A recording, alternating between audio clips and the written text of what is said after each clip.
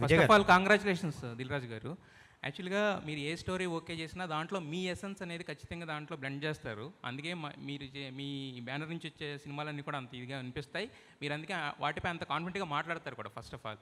So family star అనేది ఏంటంటే విజయ్ గారు చెప్పినట్టు అంటే అందరి లైఫ్లో నుంచి కొన్ని ఇన్సిడెంట్స్ దాంట్లో యాడ్ అవుతున్నాయి కాబట్టి, సో ఈ స్క్రిప్ట్లో మీ లైఫ్లో రియల్ లైఫ్లో జరిగిన ఇన్సిడెంట్స్ ఏమైనా యాడ్ చేశారా దాంట్లో?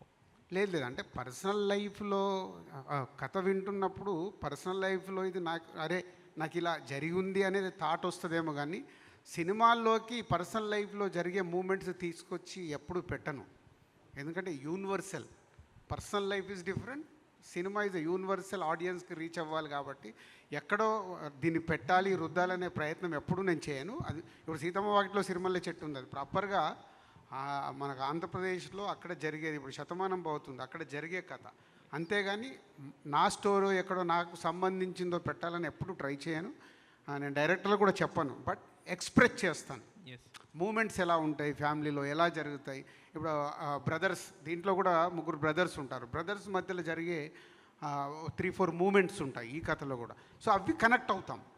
ఆయన రాసినప్పుడు అరే నా లైఫ్లో ఇట్లా జరిగిందా మా అన్నయ్యతోని, మా బ్రదర్తోని, ఇలా ఇలా చెప్పడం జరుగుద్ది, కానీ అది ఆటోమేటిక్ కథలో జనరేట్ అవుతుంది. విజయ్ గారు, ఇంతకుముందు మీరు ఎప్పుడు మ్యారేజ్ గురించి అడిగినా తర్వాత అనేవాళ్ళు. ఈసారి మాత్రం రీసెంట్గా ఒక చిన్న స్టేట్మెంట్ ఇచ్చారు, మా మదర్కి నచ్చాలని చెప్పి. అది ఫ్యామిలీ స్టార్ ఎఫెక్ట్ అనుకోవచ్చా? లేదు, ఎప్పటి నుంచో అది క్లారిటీ. అమ్మా నాన్నకు నచ్చకుండా అయితే ఏం చేయను. వాళ్ళకి నచ్చాలి, వాళ్ళని కన్విన్స్ చేయడం, వాళ్ళకి నచ్చేటట్టు చేయడం నా పని. ఆ సెటప్ మనం చూసుకోవాలి, మొత్తం వదిలేయలేము. మనం పెళ్ళి చేసుకున్న తర్వాత మనం బ్రతకాలి కదా, నెక్స్ట్ 30 years మనం ఉండాలి. సో అవన్నీ కేర్ఫుల్గా చూసుకొని వాళ్ళకి నచ్చేటట్టు చేసుకోవాలి. కాకపోతే టైం ఉంది దానికి. మృణాల్ గారు, యాక్చువల్గా ఈ సినిమాలో పాపం ట్రైలర్లో చూస్తే మెంటల్ నా కూడా కానీ తిట్టేశారు. మరి దానికి అసలు అర్థం తెలుసా? సిచ్యువేషన్ ఏంటది?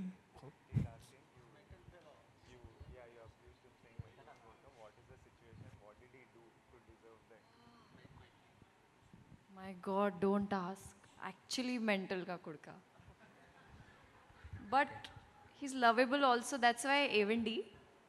But Evendi in different... Evendi. You know, there are cute moments.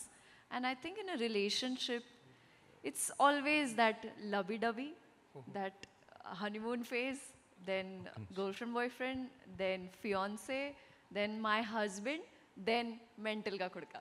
Mental నా కొడక అర్థం తెలుసా ఇంతకీ మీకు? ఇంతకీ అర్థం తెలుసా దానికి? Do you know the meaning of mental నా కొడక in Telugu? Paagal కైకా. Sir Vijay గారు, ఈ సినిమాలో మీ క్యారెక్టర్ పేరు మీ నాన్నగారి పేరు పెట్టారు, గోవర్ధన్ అని.